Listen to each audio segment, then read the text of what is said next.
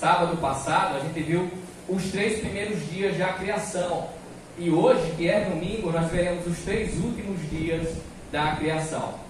E sempre que a gente for começar um outro sermão, né, a gente tem que sempre relembrar o contexto do livro de Gênesis, para que a gente possa ter uma visão clara do horizonte, entender o que está escrito e por que está escrito, né?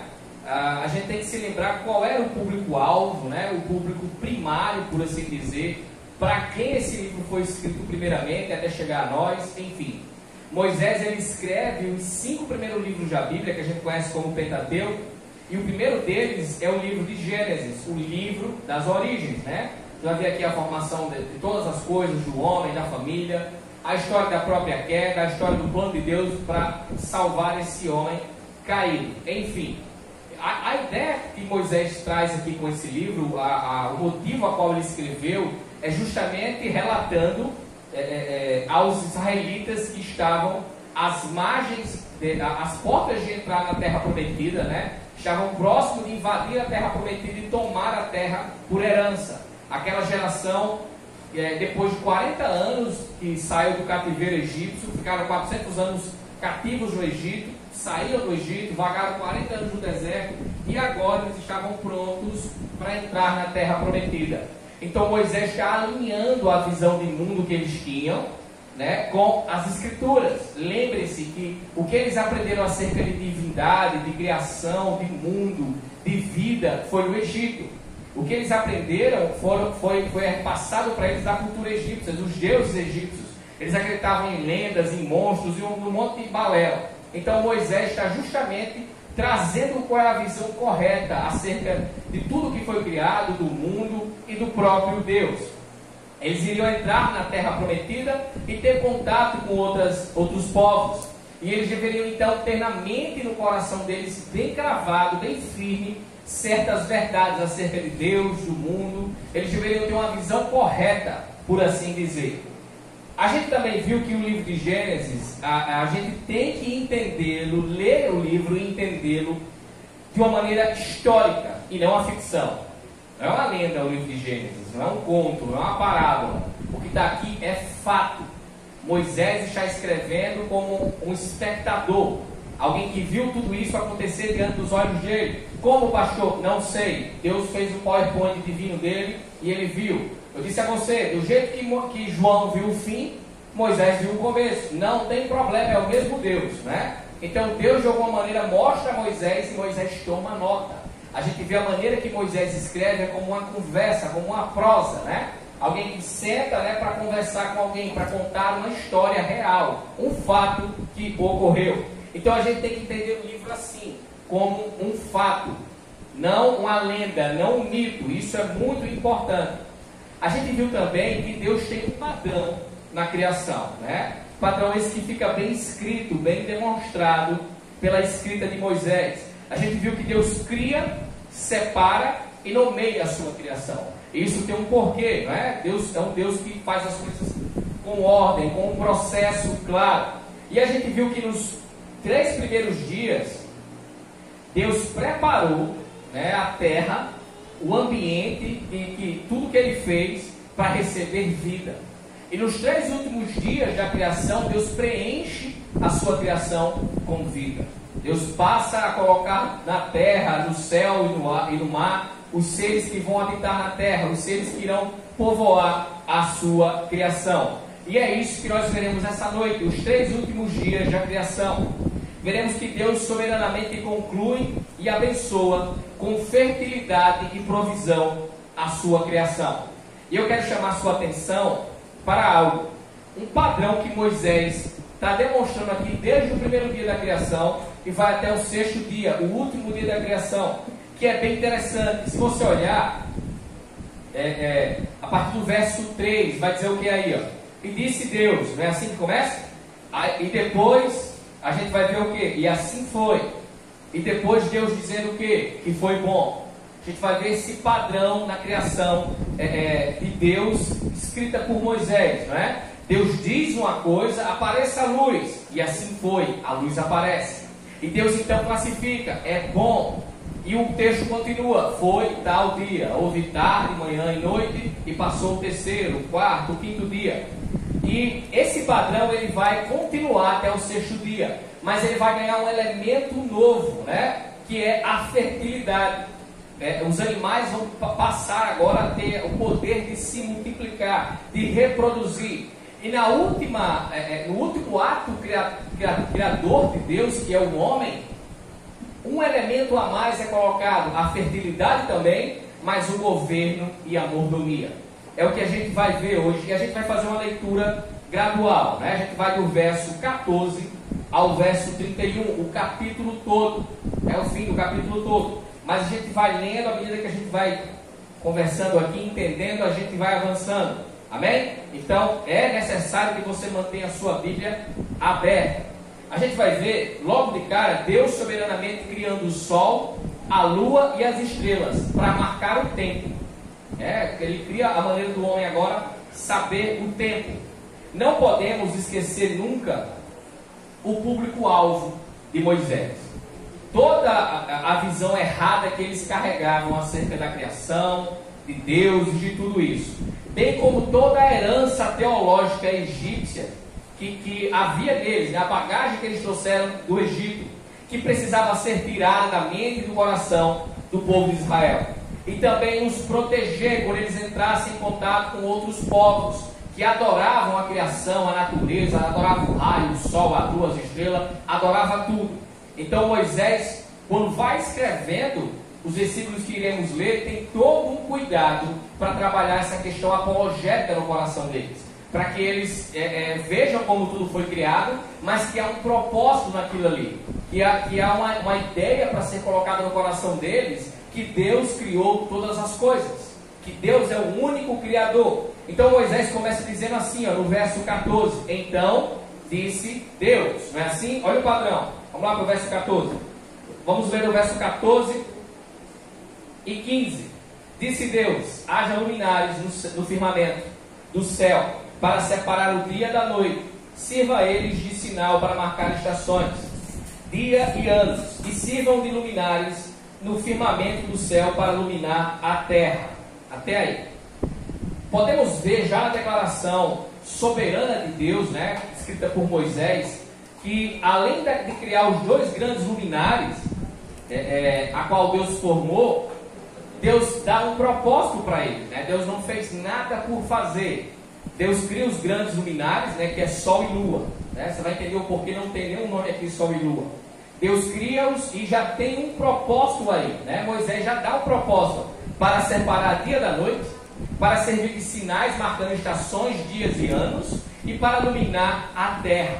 Com a criação dos dois grandes luminares, Deus estava estabelecendo a marcação do tempo para o homem.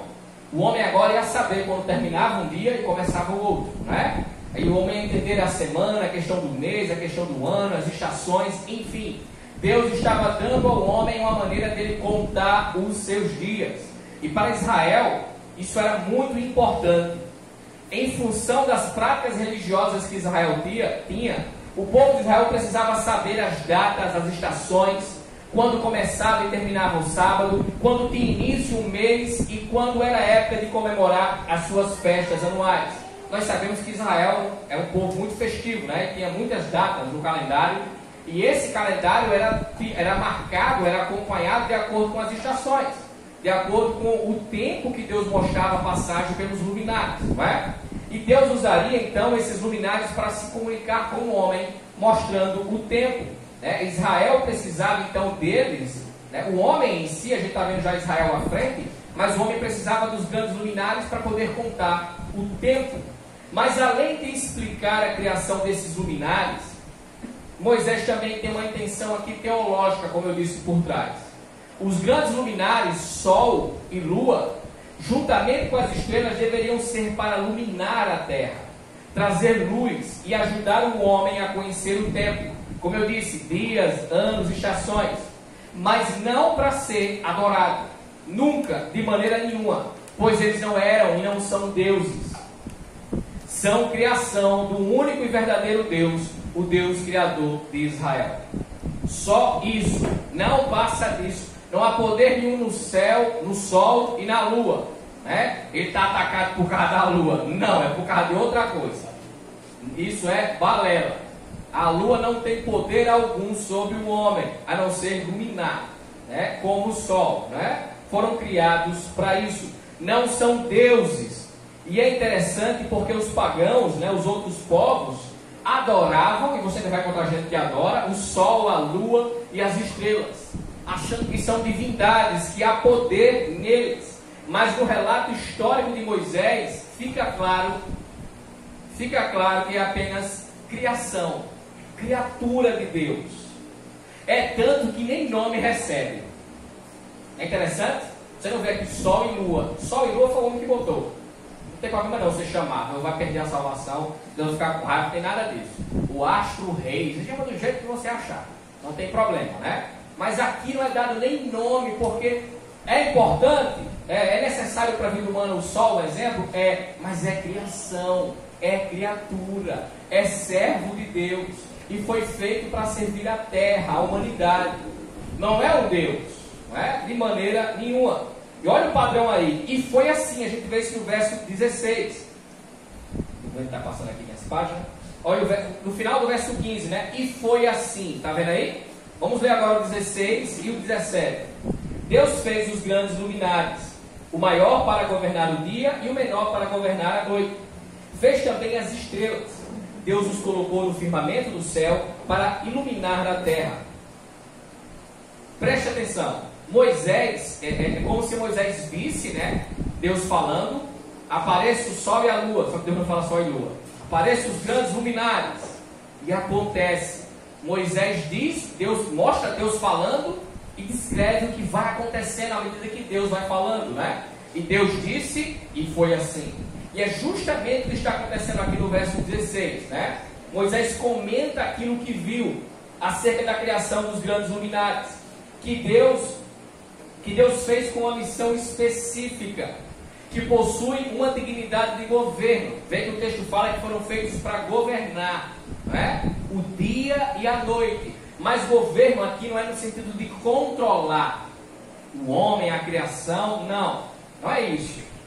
É simplesmente marcar quando começa o dia e quando começa a noite, né? Simplesmente isso, vai governar a hora, o tempo nesse aspecto, é dia e é noite. E é interessante que os povos antigos do Oriente Médio e algumas pessoas desinformadas, para não dizer besta hoje, acreditam que os astros governam a vida, né? Que falam acerca do futuro. Já viu o crente doido por horóscopo? Eu quero ver o que as estrelas falam, né? Vou mudar meu nome, vou tirar uma letra, porque os astros falaram comigo. Você está perdendo seu tempo. O estrela não fala coisa nenhuma, o sol não fala, a lua não fala. Se você está ouvindo, busque ajuda o quanto antes, que Ana, que a psicóloga, vai lhe ajudar, porque eles não falam, eles não contam acerca do futuro. A única vez que o sol e a lua vai falar do futuro, sabe qual é? Quando o sol não der mais seu brilho e a lua ficar vermelha. Aí pode escrever que é o fim do mundo, viu? Mas se amanhã tiver um eclipse, não vai achar que o mundo está se acabando não pela caridade. Quando for o fim do mundo, não vai ter erro. Não vai ter como a gente se confundir. Eu prometo a você, pode me cobrar na glória. Pastor, bem que você disse. Na hora que eu vi, eu sabia que era o fim do mundo. Os astros não falam nada. Não são deuses, não há poder neles. Eles não preveem o futuro. Você já fez isso, não fez? Uma estrela caindo, vou fazer um pedido. Fez? Depois de crente também? Um casal apaixonado, vou fazer um pedido, meu amor.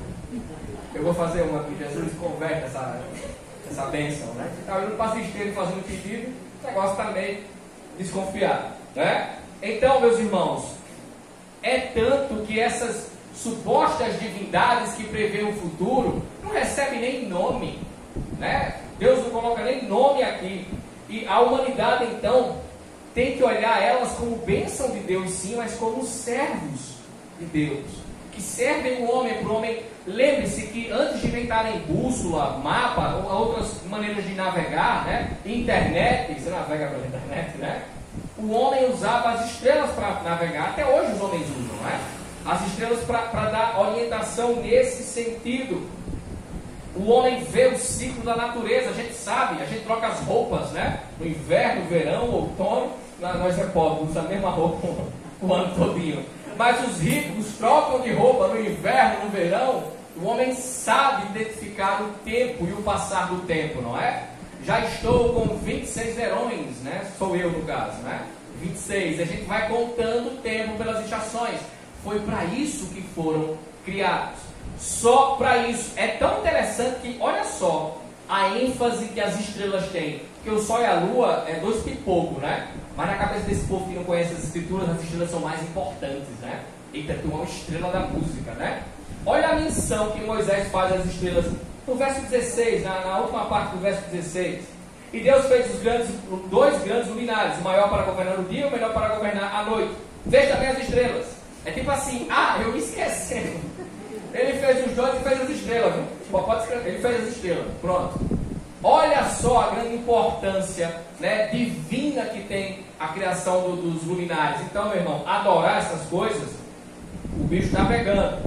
E Deus viu que ficou bom. Olha o verso 17. E Deus colocou os firmamentos e separou, o verso 18, perdão.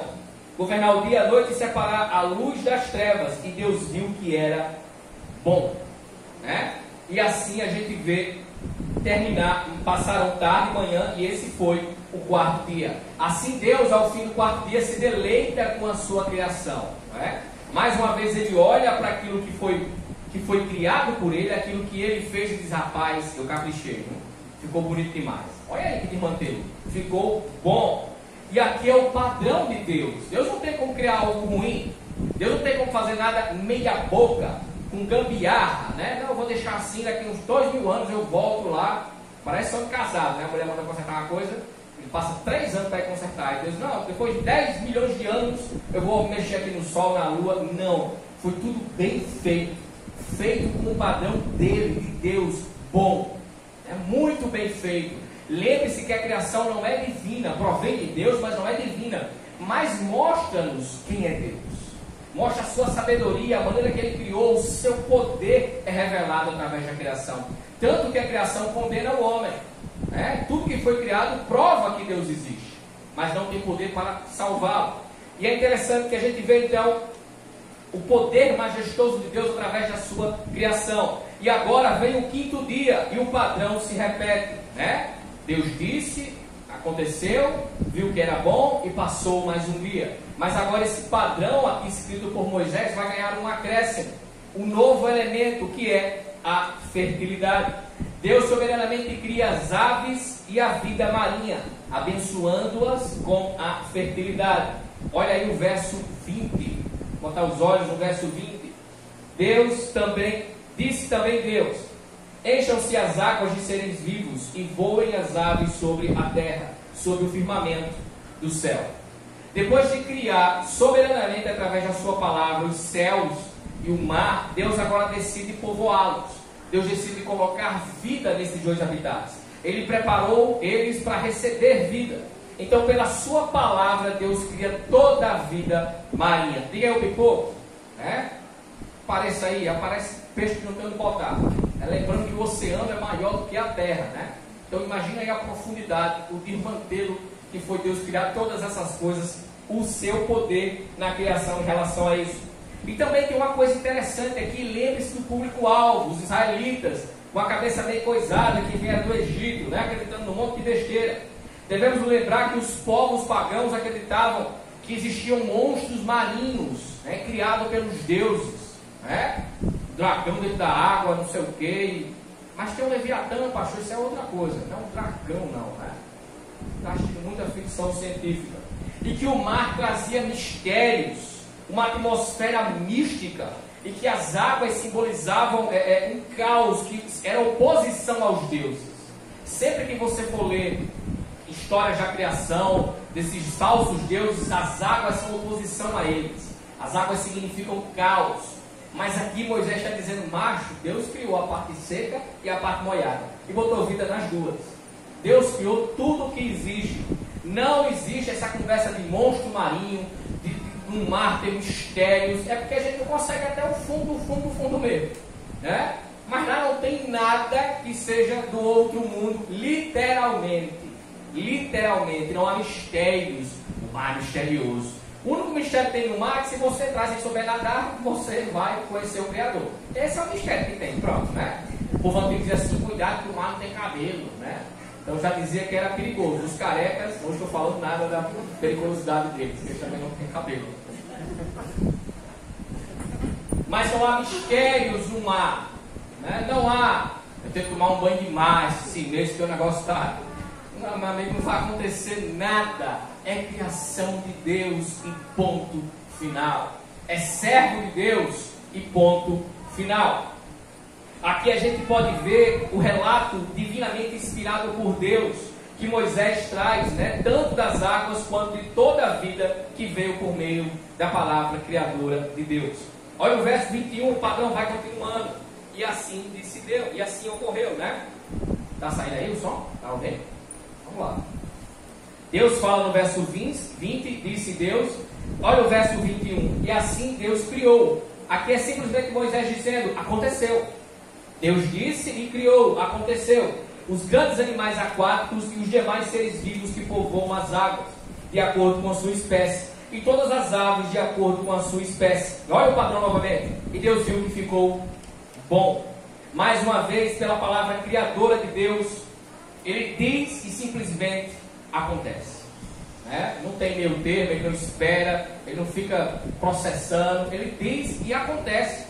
E Deus não mudou. Deus não é, Ele ficou menos poderoso, não é nada disso. É o mesmo Deus, o nosso Deus, o Deus da criação. Esse Deus poderoso que ordena e simplesmente acontece. A gente vê o poder que essa palavra, esse verbo, a autoridade tem, não é? Lembra do centurião? Tu não precisa ir na minha casa. Aquele cara entendeu o mundo sobrenatural. Ele entrou na ideia que há no mundo sobrenatural. Basta uma palavra da tua boca e vai acontecer. Aquele mesmo verbo que disse, haja luz, haja vida, haja isso, haja aquilo, haja um monte de coisa para dizer, foi o que disse, macho, aí é uma fé, viu? Pode ir para casa que ele está curado. É a mesma autoridade. É o mesmo verbo que disse, Lázaro preguiçoso, deixa de dormir, sai para cá para fora.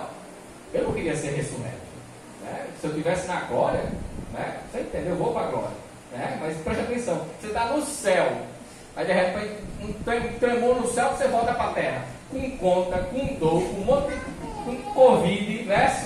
Não, já estou aqui, fica aqui. Já fica a dica, morreu o pastor, não faz campanha de oração, não traz irmão que ressuscita, não faz nada disso. Deixa o pastor na glória que ele vai estar lá esperando por você, viu? Não tem problema nenhum. Mas é a mesma palavra que diz a Lázaro, sai, acorda. Que diz ao centurião, ele está curado. É esse Deus aqui que cria todas as coisas. É esse Deus a qual nós servimos, a qual nós buscamos em oração para dizer assim, Deus, basta uma palavra da tua boca e minha vida muda, e minha condição muda, e as coisas vão ser restabelecidas, e o mundo muda. Vê quem pode pôr fim à pandemia, vê quem pode mudar todas as coisas. Se ele se irmar hoje e disser assim, acabou-se, não tem nem meio tempo, acaba na hora, porque esse é o Deus a qual nós servimos, e o Deus a qual Moisés está contando para Israel, que criou todas as coisas. Amém? Terminei não, fica aí. Agora a gente vê Moisés acrescentar um novo elemento nesse padrão. Deus diz, assim acontece, Deus viu que ficou bom. Agora Deus vai abençoar com a dádiva da multiplicação. Olha o verso 22. Então Deus os abençoou dizendo, sejam férteis e multipliquem-se, encham as águas dos mares e multipliquem-se as aves da terra. Nesse dia foi acrescentado então um novo elemento. Deus não só viu que era bom, mas também abençoou os seres vivos para que eles pudessem se multiplicar. É a primeira vez que aparece a palavra bênção na Bíblia. Você que gosta de bênção, escreva aí, marca. É a primeira vez que aparece bênção na palavra de Deus. É nesse momento, quando Ele abençoa os seres vivos para começarem a multiplicar. A bênção de Deus então permitiu que os animais, tanto os marinhos como as aves dos céus, pudessem se reproduzir. de acordo com a sua espécie. Isso é muito importante. Desfrutando então de tudo que Deus tinha criado. E no verso 23, como termina? Olha o verso 23. Passaram-se tarde e manhã. Esse foi o quinto dia. O padrão que Moisés vai mostrando. Agora chegamos ao último dia da criação, onde Deus dá contornos finais à sua obra e cria os animais terrestres, né? Tudo que a gente tem sobre animal que anda sobre essa terra, e vai criar, cria os animais segundo a sua espécie, e vai criar a sua criação máxima, a obra-prima feita pelas suas mãos, que é o homem, né? Segundo a sua imagem. Você se acha muito bonito, ela fala para mim. Eu digo, minha filha, vá para o verso 27 do capítulo 1 de Gênesis. E Deus fez o homem em sua imagem e semelhança, né? Eu vou me achar feio? É outra coisa, é outro nível, a imagem e semelhança de Deus. Preste atenção, Deus soberanamente vai criar os animais terrenos e o homem, e vai abençoá-los com fertilidade. Os animais terrestres, né? Mas o homem com fertilidade e governo. Primeiro os animais, segundo a sua espécie. Olha o verso 24. Como é que diz aí? Disse Deus: produz a terra seres vivos, de acordo com as suas espécies, rebanhos domésticos, animais selvagens e os demais seres vivos da terra, cada um de acordo com a sua espécie. Deus havia formado os céus e o mar e preenchido ambos, né, com vida. Deus agora então preenche a terra com vida. Deus ordena e a vida acontece. Deus então cria a fauna e depois ele criaria o homem. Olha o verso 25. E assim acontece. Só quer ir para o capítulo 2, já já você chega. Ó, e o texto diz aí, ó, e foi assim. Olha o verso 25. Deus fez os animais selvagens de acordo com sua espécie, e os rebanhos domésticos de acordo com a sua espécie, e os demais seres vivos de acordo da terra de acordo com as suas espécies. E Deus viu que ficou bom. E aqui é bem interessante porque Deus segue classificando a sua obra com nota máxima. E aqui nos chama a atenção algo. Você vê que quebra esse padrão. Você não vai ver Deus abençoar os animais terrestres com a fertilidade, mas fica subentendido que isso ocorre. Tanto que os animais produzem, né? Tanto que eles vieram com a capacidade de se reproduzir. Mas agora Deus cria o homem segundo a sua imagem. Agora você pode ficar aqui, ó, sem problema nenhum. Agora chegamos ao ápice da criação de Deus, quando Ele cria o seu representante, aquele que receberia a terra como sua morada, e tudo que foi criado seria colocado para o seu governo. O homem foi criado segundo a imagem de Deus. Tudo que Deus estava criando até esse momento foi para chegar nesse momento. Foi para preparar um lugar para o homem viver, para o homem habitar e ter comunhão com Deus. Né? É muito interessante. E para você ver, já é bonito, Deus ainda faz um jardim, né? Deus ainda cria um negócio mais bonito ainda para o cara morar. Não é na terra assim, não. Você vai morar no melhor dessa terra, você vai morar, né? Bem interessante isso. Olha o verso 26. Então disse Deus: façamos o homem à nossa imagem, conforme a nossa semelhança.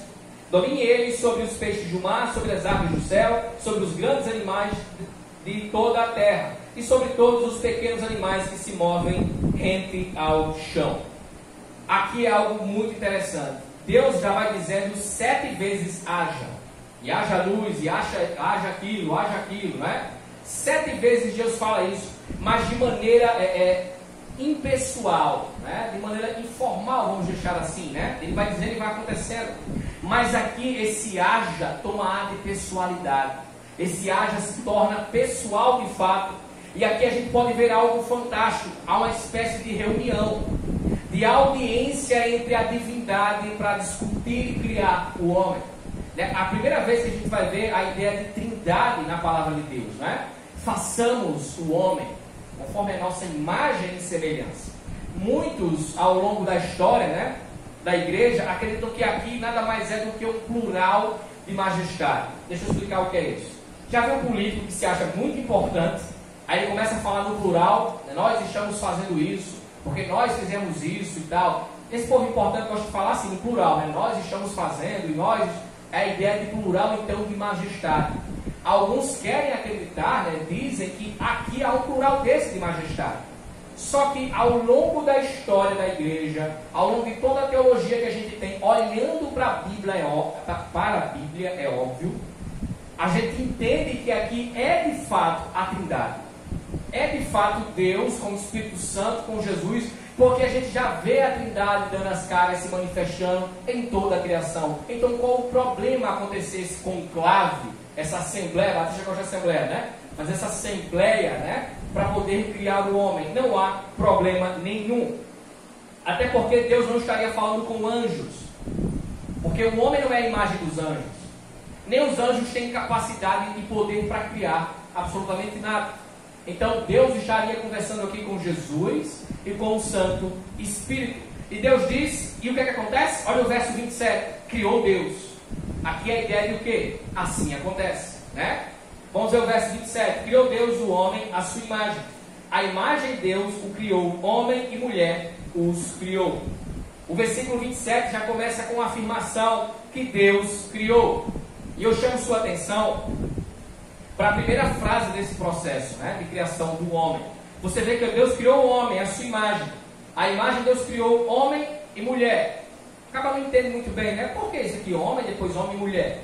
É simples. A primeira palavra usada aí para homem é de onde vem até o nome de Adão, né? Adão, que significa ser humano. A raça do homem, né? Vamos deixar assim, né? O ser humano criado de fato. É essa a ideia que está sendo denotada aqui. Mas a segunda frase nesse processo de criação vai separar, lembre-se que Deus cria, separa e nomeia, não é? Vai separar, dando sentido e especificando, distinguindo um do outro e demonstrando que há uma diferença clara, que são ambos imagem e semelhança de Deus, ambos são seres humanos, mas Deus criou de maneira separada. Deus fez homem e mulher, e podemos ver isso claramente, pois a palavra que é usada aqui não é a mesma, né? Quando você olha para a minha NVI, vai estar aqui, ó, homem e mulher. Mas o termo correto, a palavra de Deus, quando ela é passada por algumas traduções, não é que ela fica errada, mas são usadas palavras do nosso tempo, né? Eufemismo, a palavra é mais abrandada. Mas o que está escrito aqui de fato, né, é macho e fêmea. Deus criou o ser humano e os fez macho e fêmea. É a ideia de estar aqui, até a palavra sacar e nequepá, né? Que é macho e fêmea. Não é a mesma palavra usada para Adão, raça humana. Não, é macho e fêmea. É pesado, né, esses termos hoje? Macho e fêmea. Mas é o que está nas escrituras. E lembre-se que Deus fala através dessas coisas. Quando Deus cria, nomeia e separa, Ele está dizendo algo dele para a sua criação e através da sua criação. Esses são os termos corretos, macho e fêmea. Isso deixa clara a diferença entre ambos. São, sim, diferentes biologicamente falando. Viu?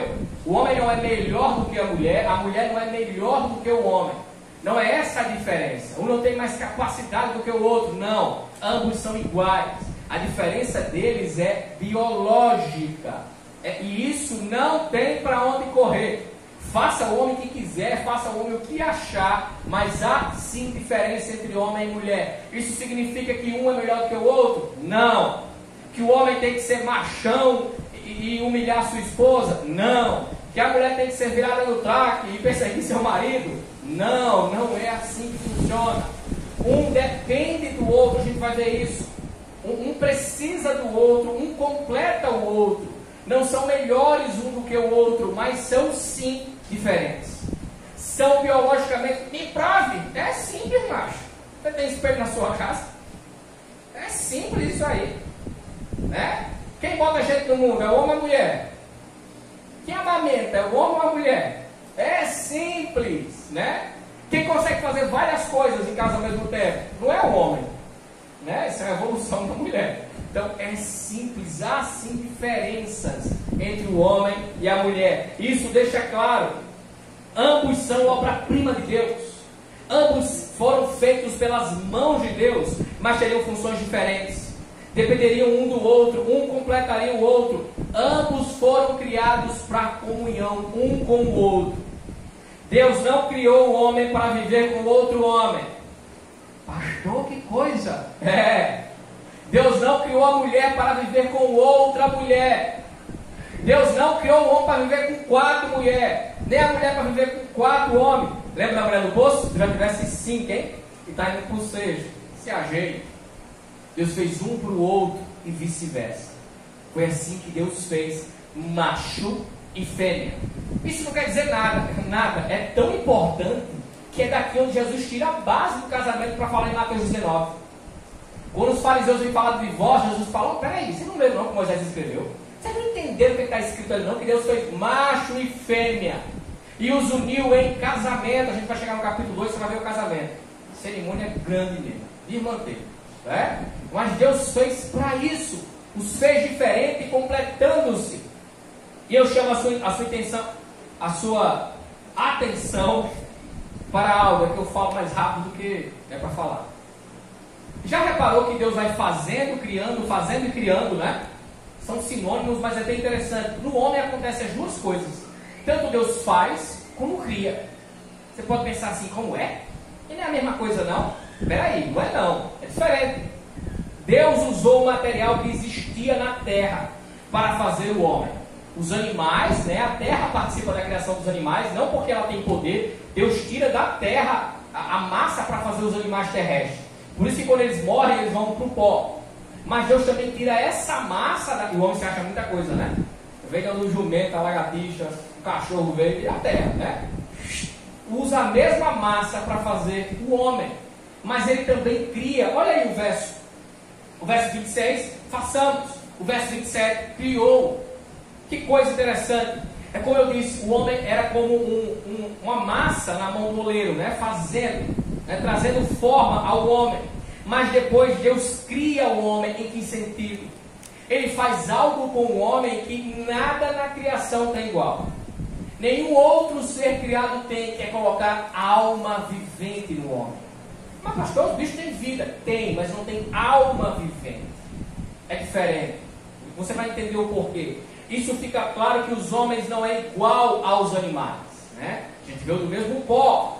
A gente foi feito para funções diferentes. Nós fomos feitos então de uma maneira diferente. E o animal não recebeu alma vivente, né? Você sabe que tem gente que fica crente que acha que bicho morre vai para o céu? Ah, eu quero encontrar meu cachorro Lulu no céu. Não vai encontrar Lulu. Ele também não vai para o inferno. Cão lá só tem um, né? Mas ele não vai para o céu não. Morreu e deixa de existir. Tem gente que queria ser até bicho, né? Eu não queria ir para o céu nem para o inferno, eu queria morrer e deixar de existir, né? Também isso não existe. Mas os animais não vão para o céu, não há pecado nos animais, nem vão para o inferno, né? Isso não acontece. O caba mata a galinha para comer e fica pensando, será que ela foi salva, hein? Eu não evangelizei ela não. Ela ouviu um zino aqui em casa, mas será que a bichinha foi salva? É melhor esperar ela se converter para me poder matar ela. Isso não existe, é loucura. E preste atenção, o fato do homem ser alma vivente, de ter uma alma, né, diferente dos animais, isso nos chama atenção. E a gente pode compreender isso, porque isso vai distinguir o homem de tudo que foi criado. Porque tudo foi criado de acordo com a sua espécie. Mas o homem não. O homem foi feito à imagem e semelhança de Deus. E como é que a gente entende isso? Preste atenção, a gente já se caminha para o fim. Isso se refere à constituição do homem, como um ser racional e moralmente responsável em relação às coisas de Deus. Se o homem só o homem é assim no caso. Os animais são formados segundo a sua espécie, mas o homem segundo Deus. Isso aqui é uma tapa na cara do naturalismo, da evolução, que quer comparar o homem aos animais e falar, a gente é um animal racional. Vamos estar dizendo assim, é tu, né? Ainda é irracional, porque nós não somos animais. Biologicamente falando, a gente parece com um monte de coisa, né? É interessante que o homem acha que o animal que mais parece com o homem, biologicamente falando, é o macaco. Mas você se engana, é o porco. Sabia disso? Apesar do meu burro, agora não, para não ficar a internet fraca da gente. Mas depois você olha. Até os órgãos, a pele é muito parecido com o porco, né? Será que vai aparecer um cabo para dizer? A gente veio do porco, né? Não sei, talvez apareça um maluco aí para dizer um negócio desse, né? Mas é uma tapa na cara da evolução. Nós não somos animais. A ideia de dizer que o homem é um animal vai dizer o que a gente vê, é uma evolução, é um acidente. Então não existe Deus, não existe pecado. Você pode ver do jeito que você achar melhor. Você é um animal, né? Mas não é assim que a Bíblia nos ensina. O homem não é simplesmente um animal. Ele é a imagem e semelhança de Deus. Podemos ver a grande diferença do homem em relação a toda a criação. E eu vou lhe mostrar o que significa ser imagem e semelhança de Deus. O homem tem personalidade, conhecimento, sentimento, vontade, moralidade, liberdade para tomar decisões e espiritualidade. Os animais não têm isso. A criação não tem isso. Só o homem é imagem e semelhança de Deus. E quando eu falo homem e mulher, viu? Eu estou usando o português, pelo menos nisso, da maneira correta. Porque o português é horrível. Homem aqui é humanidade, né? Tem um bafafá hoje em dia que tem que dizer eu e ilo. Não. Homem aqui é humanidade. Né? O homem e a mulher. O homem e a mulher são ambos a imagem de Deus. Amém? Amém. São os dois. Presta atenção. Não. Porque então ser imagem e semelhança de Deus é ter vontade, sentimento, inteligência, criatividade, espiritualidade. É simples. Deus tem corpo? Deus tem forma? É claro que não. A Bíblia às vezes dá forma a Deus, mas isso é uma linguagem figurada para que a gente possa entender. A mão de Deus não está recolhida para que não possa nos ajudar. Os ouvidos de Deus não estão feridos e tal. O coração de Deus, a boca de Deus, o pé de Deus. Não é? É para que a gente possa entender. A Bíblia é escrita numa linguagem humana. Mas Deus não tem corpo. Deus ele é espírito. Então como nós poderíamos ser a sua imagem se Deus é espírito? É óbvio, herdando esses atributos de Deus. Não é? Sendo inteligente, criativo, tendo vontade, sendo um ser espiritual. Mas com a queda, pastor, a gente vai chegar ainda. Estou falando antes da queda, o cabelo fininho, sabe? Funcionava tudo, né? Depois da queda é o desmantelo. Mas vamos deixar isso para depois. Está tão bom a gente aqui antes da queda, né? No paraíso, vem tudo sendo criado. Vamos ficar por aqui no tempo. Quando chegar a queda, vai ser um Deus nos acuda. E Deus então abençoa o homem. Olha o verso 28. Deus os abençoou e lhes disse: sejam férteis e multipliquem-se, encham a terra e subjuguem a terra. Deus os abençoe e mais uma vez fica evidente a diferença do resto da criação. Primeiro, repare como Deus abençoa a criação, né? Sejam férteis e fecundam e tal, não sei o que. Quando Deus vai abençoar o homem e a mulher, olha aí como é que o texto diz. E lhes disse, né? Deus está falando na cara do homem e da mulher. Eu abençoo ambos. Sejam férteis. A terra é de vocês. Tudo foi feito por causa de vocês. Dominem a terra, governem a terra. Tudo é de vocês. É interessante que Deus fala isso cara a cara com o homem, por assim dizer. Ele entrega a terra ao homem e o abençoa. Não é como o resto da criação que ele vai abençoando. Aqui ele olha para o homem, ele diz de maneira pessoal: eu lhe abençoo, meu filho e minha filha. Pode botar menino no mundo. Encha a terra que nós criamos. Não tem problema nenhum. Está aí tudo de vocês. Pode, é de vocês. Não tem bronca nenhuma. É herança para vocês. Quando Deus fez as coisas, Ele abençoou de maneira indireta, mas aqui Ele fala de fato. Isso é muito significativo. Porque o homem foi feito, já dá para entender que o homem foi feito com a capacidade de quê? De comunicação, de falar. Né? Imagina Deus falando para o homem sem entender. Dá uma porrada na cabeça de Eva. Não tem essa conversa de homem da caverna, sabe? De uga-buga, que ele foi falando uma coisa, dando porrada na cabeça do outro, aí foi aprendendo, e ele foi mudando isso. Quem levando paulada na cabeça aprende alguma coisa, né? Acaba dava paulada na cabeça da mulher, levava ela para dentro de casa, né? Era assim que funcionava. Né? O uga-buga, a ideia que o homem não tinha a capacidade de compreender. Só que é interessante que a própria ciência já prova que o ser humano, a comunicação é inata. O mudo, ele tem um problema nas suas cordas vocais, não sei, um aparelho que reproduz a fala. Mas na sua cabeça está lá o chip, a pecinha para fazer ele falar. Ele só não consegue botar em prática. Isso é tão formidável que se você pegar uma criança brasileira e levar ela para os Estados Unidos, desde nascimento, ela vai falar inglês. Ela vai ser criada ouvindo a língua e vai falar. Não vai saber falar nada em português. Absolutamente nada. Isso é fantástico. É porque o ser humano já foi dado a capacidade dele inata de falar. Helena com 2 anos fala um monte de coisa que eu não entendo nada. Mas a bichinha chega eu disse, o que, minha filha? Eu não entendo. Mas ela está falando, está funcionando, não está dando certo a quem está alinhado ainda, né? Mas na cabeça cabecinha dela já funciona. O choro do bebê é uma comunicação. Já está falando, já está pedindo alguma coisa. Isso é maravilhoso. Isso já mostra que essas ideias como é primitivo e tal, é tudo balela. É tudo conversa fiada. Deus tinha criado o ser humano como um ser que falava, que pensava, que poderia mediar com ele. Isso há outras implicações, né? Que a gente chama de mandato cultural. Você vai ver alguém falando isso. Deus deu mandato cultural ao homem. O que é isso? Deus deu ao homem a capacidade de procriar, de encher a terra, né? De colocar menino pelo mundo, de multiplicar-se, né? Deus criou o homem e a mulher para que assim eles pudessem gerar outros e povoar a terra criada. O homem agora tinha a capacidade de gerar a imagem de Deus no seu semelhante.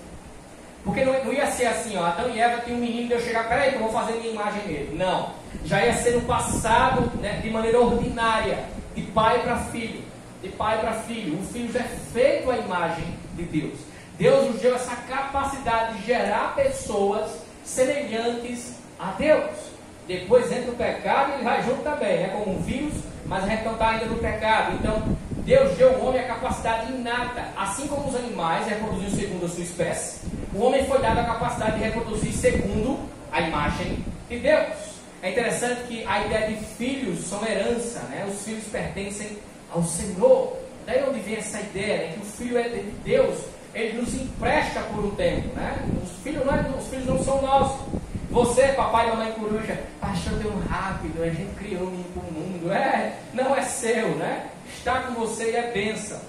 Mas a minha vai ficar comigo até os 45. Fica sabendo aí.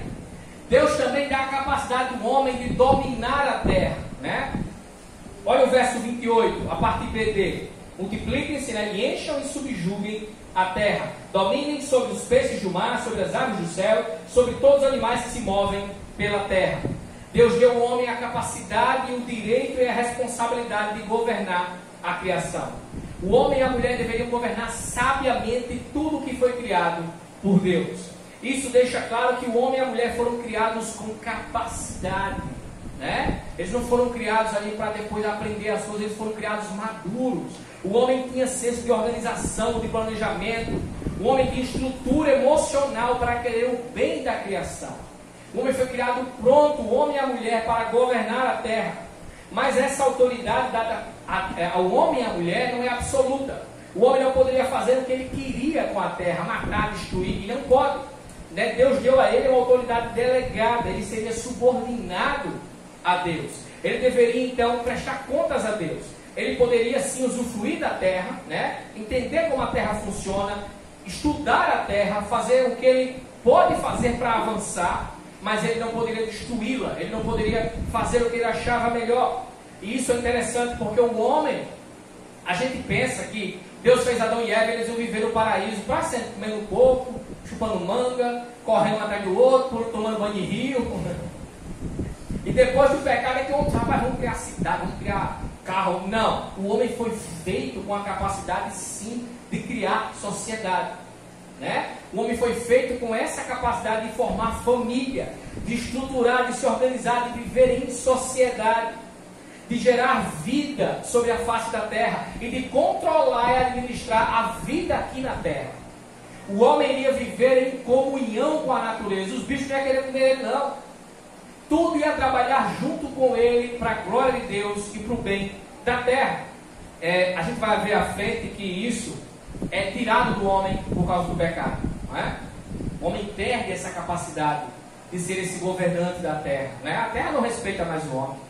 É tanto que o homem tem que trabalhar para comer. Se ele passar na frente do leão, o leão vir ele, tchau, vai virar jantar. Mas em quem isso é restaurado? Quem é esse outro Adão que vem e a ele é entregado a chave da criação? É entregado a autoridade sobre todas as coisas. Eu vou lhe dar uma dica. Lembra da tempestade no barco? Quem é esse que diz e tudo acontece? Que manda na água, que manda no vento, que manda em tudo. Quem é esse que tem poder sobre tudo? Você sabe quem é esse? É o nosso Senhor Jesus Cristo. E a gente chega no fim. Depois de Deus criar tudo, Ele agora então vai soberanamente providenciar provisão e dar a nota final para a sua criação, né? Olha aí, a gente vai ver a última vez o processo. Deus disse, foi assim e ficou bom. e foi tal dia. Ele cria provisão para a sua criação, primeiro para o homem. Olha o verso 29. Disse Deus: eis que lhe dou todas as plantas que nascem em toda a terra e produzem sementes, e todas as árvores que dão fruto como sementes, eles lhe servirão de alimento para vocês. Ainda não existia carne na dieta do homem. Pastor, que miséria, era nada mais. Se fruta já é bom, imagina a fruta que ele dá queda. Imagina o pé de coco no paraíso, né? O pé de manga do paraíso, o tamanho das mangas, já não levar para casa do carro de mão. É isso, é uma manga, né? Essa manga aí vai passar um ano comendo essa manga, né?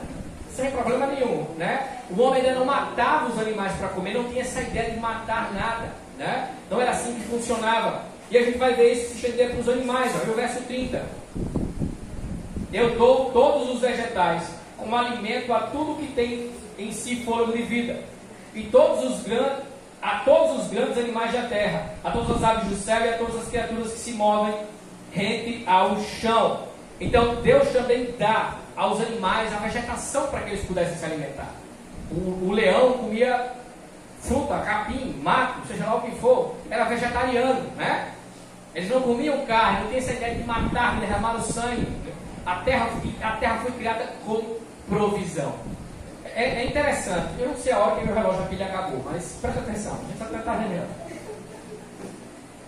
Será que falta provisão na terra para o homem? Será que na terra falta água, falta alimento, espaço, oxigênio? Será que falta isso para o homem? O que falta é o homem tomar vergonha na cara e administrar de maneira correta. Não é isso? Porque ele diz: a terra está super povoada, vamos tirar daqui para Mossoró. O que a gente vai ver de estrada? De mato. Não tem nada. Se construir com esse povo aí que está super populando na terra, nessa estrada, não vai esvaziar não esses outros cantos, né? A ideia é que a terra está super populada, que a água está para acabar. Meu amigo, o homem bagunça as coisas, mas não vai, não é? Olha, é que você vai deixar a torneira da sua casa ligada. O pastor disse que pode botar para adorar, que não vai faltar nada não. Não estou dizendo isso. Mas vai ter tudo na terra até o fim da terra. Simples assim. Nunca vai voltar oxigênio. Estão poluindo a camada de ozônio com desodorante. Já viu isso? Buraco de camada de... Ninguém mais fala de buraco de camada de ozônio, né? Era tão bom, rapaz. Hoje em dia é só política, é só bufete. Antigamente tem umas preocupações, camada de ozônio, tem umas coisas mais bonitas. Ninguém fala mais que o jeito está derretendo, né? Não existe mais não isso. Não existe mais não. É só política. Vamos voltar a falar do Mico-Leão Dourado. Alguém lembra dele? Tem uma cinturinha no chiclete do Mico-Leão. Acho que o pobre se acabou, né? Derreteu o gelo e o buraco da camada de ozônio aumentou. Quem fala mais nisso? Ou resolveu, né? Quem tem mais idade, como eu, 26, lembra disso? Você lembra disso? Nos anos 90 era só camada de ozônio, né? 2000 era Mico-Leão. Vai morrer, não vai ter mais nenhum. A arara vai se acabar tudo, né? E ninguém fala mais nisso. Bons tempos, quando o povo falava de outros animais, né? Não da política em si, né? Era bons tempos, de fato. Mas Deus agora vai classificar, dar uma nota final a tudo. Ele se afasta assim da sua criação, olha para tu e diz: rapaz, ei, eu estava dizendo que ficou bom ali, mas meu amigo, quando eu olhei para o todo, olha aí o verso 31. E Deus viu tudo o que havia feito, e tudo havia ficado muito bom. Passaram-se a tarde e a manhã, esse foi o sexto dia. Deus ele veio no fim do primeiro dia, do terceiro dia, do quarto, do quinto, do sexto dia, dizer que ficou bom. Mas agora ele dá uma nota máxima, conclusiva, olhando para a obra de maneira geral, e diz: ficou muito bom. Modesta parte, eu caprichei. Olha aí, Jesus, olha aí, Espírito Santo. Olha o que a gente fez. Está na nossa cara. Perfeito. Muito bom. Muito bom. Isso é formidável, né? Deus olhando para a sua criação e alegrando-se. Vê o preço do pecado. Vê o que a gente fez Deus dizer: maldita é a terra por causa de ti. Quando a gente se acha muita coisa, né? Ai, eu sou o filho de Deus mais amado. Como se diz, o xodó de Deus, né? Eu sou filho do papai. Olha o prejuízo que a gente deu para Deus, né? Se acha muita coisa. Deus olha para a sua criação e fala: meu amigo, olha o que você fez. Sabe quando você arruma a casa e a criança vem suja? Ou o marido entra com os pés sujos, né? No meu caso é Cida que entra com os pés sujos. Meu filho, eu vou varrendo aqui. Porque lá em casa eu sou escravo, né? 400 anos no Egito. Todo homem batista é escravo, é manicaca, né? Você que vai casar, já sabe. É um dos mandamentos de João Batista, ser manicaca. Aí você está limpando a casa, varrendo, escutando Nicodemos arrumando a casa. Aí de repente já a mulher entra com os pés sujos. Olha o que é que tu fez, né? Maldito é a sala. Não vou falar isso, né? É a sala por causa de ti, que tu sujou, bagunçou tudo. Foi isso que a gente fez com a criação de Deus. Eu quero rapidamente, e vou até fechar minha Bíblia para você não se aperrear. Se ajeite na cadeira e preste atenção, que eu quero fazer algumas aplicações e implicações desse texto e a gente vai para as nossas casas. Nunca esqueça do público-alvo. Moisés estava dizendo para Israel que tudo que foi criado por Deus. Portanto, eles deveriam esquecer lendas, mitos, ideia de monstros, de deuses e deixar qualquer superstição e crendice de lado. Horóscopo é mentira, eu lamento dizer. Mas eu sempre dia da minha cor. Não, isso é balela. Portanto, o homem não deveria adorar a criação, o sol, a lua, as estrelas. O homem é sim imagem e semelhança de Deus. Ele é diferente de tudo. E daí vem o seu valor. Daí vem a base para os direitos civis. O fato do homem ser imagem e semelhança de Deus, ele deve ser respeitado. Independentemente do seu credo, da sua cor, da sua posição social, ele deve ser respeitado, assistido e cuidado, porque ele é imagem e semelhança de Deus. Como a gente erra nisso, né? Isso é um cão. Se cabe uma peste, né? É imagem e semelhança de Deus. Mesmo o pecado, mas ele dá imagem e semelhança de Deus. E é interessante que daí vem a ideia, da onde vem as leis que Israel tinha que ter. Cuidar das viúvas, dos órfãos, dos pobres. É daí que vem a ideia, o homem é imagem e semelhança de Deus. Eu quero fazer uma coisa aqui rápida. Quando a gente vê vídeo, alguém, um bêbado, um caindo, né? Acha engraçado, né? Ai, o cara caiu, né? Bêbado. Ou alguém caindo de fato, acha engraçado, né? Não, se você é santo, você não acha não, né? Mas tem gente que olha e acha. Agora, se a gente pensar assim, ó, ali é a imagem e semelhança de Deus. A gente está zombando daquilo que foi criado com tanto amor por Deus, e o pecado veio e destruiu. Trouxe para o estado deplorável, né? Quem se alegra em ver o homem na sarjeta, à margem da sociedade, o homem preso, né? O homem destruído, é o demônio. Toda vida que Satanás olha para o homem, ele lembra de Deus e odeia o homem e quer destruir o homem. Satanás não quer matar o homem para namorar, viu? Não quer. As baleias, é o capeta que polui os oceanos. Não. O alvo dele é destruir o homem, porque o homem é a imagem e semelhança de Deus. Meus irmãos, a teoria da evolução diz que o homem é simplesmente um animal e que só os fortes sobrevivem. Mas se ela está certa, onde ficam os fracos? Os velhos, os doentes, as crianças, os incapazes. A gente faz igual os espartanos, joga no penhasco? Qual é a ideia então? Não, só o forte sobrevive. Então o idoso, a criança, o incapaz, a gente deixa de lado? Não é assim que funciona. Olhando para a palavra de Deus, a gente entende que o homem deve ser valorizado e cuidado.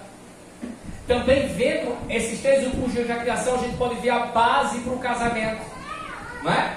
Que Deus fez homem e mulher, macho e fêmea, e fora disso é procedência do maligno. Deus fez um homem para uma mulher para um homem, não um homem para um homem, uma mulher para a mulher, um homem para dentro da mulher e vice-versa. Não fez. Não fez. Que é a base para o casamento. Você foi feito para uma pessoa e vice-versa. Lembre-se que eles iam ter contatos com povos que praticavam a homossexualidade, que praticavam a poligamia. E aqui, quando Moisés está contando isso para o povo, Deus já tinha destruído Sodoma e Gomorra, porque o pecado, a depravação da cidade tinha chegado aos céus. Terceiro e último, o homem deve cuidar da criação, dominá-la e usá-la, aproveitar os recursos, comer o fruto da terra, estudar os animais, estudar a água, tirar proveito, usar a tecnologia para o bem, né? Para o conforto deles, sem problema nenhum, mas sem destruir a terra, porque tudo pertence a Deus. Você tem medo da criação? tem algum tipo de superstição, tem medo de raio. Você pode ter aquele medo de sapo, não tem problema não. Mas achar que o sapo é um deus, ou tem um demônio no sapo, achar que no trovão tem um deus, né? Porque está em superstição. Eu creio que não, né, meu irmão? Você é crente, mas se você tiver um negocinho no seu coração, aquela ideia de chover, eu vou cobrir os espelhos, tire isso do seu coração. Tire isso do seu coração. Rato quando morre não vira morcego. Viu? Tomar leite com manga não faz mal. Contar estrelas não nasce caroço. Não. Tire isso da sua cabeça. A criação é serva de Deus. A criação, tudo foi criado para servir ao homem e à humanidade. Como a gente tem enxergado o nosso semelhante? Como imagem e semelhança de Deus? Isso é bem interessante nessa época de divisão que era o Brasil por política, né? A gente esquece que a outra pessoa é imagem e semelhança de Deus, né? As pessoas torcem para que um morra, outro. Que coisa terrível, não é assim? E nós pensamos isso. Isso vem ao nosso coração, né? A gente quer que as pessoas ruins morram, mas não é assim que a palavra de Deus nos ensina. Quando a gente olha para o mandato cultural, a gente tem criado nossos filhos, feito a vontade de Deus na terra, tem sido representante dele, tem sido cidadão de fato aqui na terra, tem exercido isso. É para que a gente possa pensar e refletir acerca dessas coisas. Eu quero orar, dando término à nossa celebração, porque o culto não acaba nunca. Nós temos que viver, né, de maneira cultica. Eu quero orar, dando fim à nossa celebração pelos dízimos e ofertas. E a gente segue o mesmo padrão, né, que a gente já vem apresentando. Quando eu acabar de orar, aqueles que vieram preparados para louvar a Deus, podem, através de seus dízimos e ofertas, podem fazer. Tá bom?